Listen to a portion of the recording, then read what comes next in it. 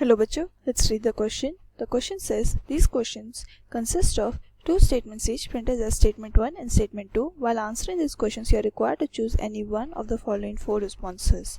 Statement 1, we cannot change the temperature of a body without giving or taking heat to or from it. Statement 2, specific heat capacity of ice is less than that of water. Option A, both statement 1 and 2 are correct. Option B, both statement 1 and 2 are incorrect. Option C, statement 1 is correct and statement 2 is incorrect. Option D, statement 1 is incorrect and statement 2 is correct. हमारा यहाँ पे जो की concept है वो रहेगा thermodynamics and heat transfer. अगर हम स्टेटमेंट 1 को देखें, वो बोलता है कि हम लोग टेम्परेचर को चेंज नहीं कर सकते हैं अनलेस उसमें हीट या तो अप्लाई की होगी या तो ली गई होगी. ये स्टेटमेंट फॉल्स हो जाता है क्योंकि ए डायबिटिक प्रोसेस ये प्रूव करता है इवन इफ हीट की वैल्यू 0 है, दैट इज हीट ना दी गई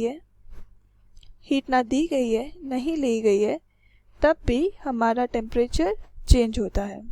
सो first statement will be wrong.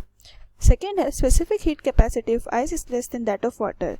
Specific heat capacity of ice हमारी रहती है 0.5 कैलोरी पर ग्राम पर केल्विन और specific heat capacity of water की रहती है 1 कैलोरी पर ग्राम पर kelvin.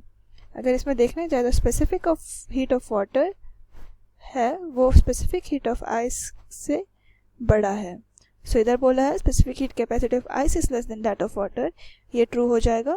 Specific heat capacity of ice 0.5 होता है और specific heat capacity of water होता है.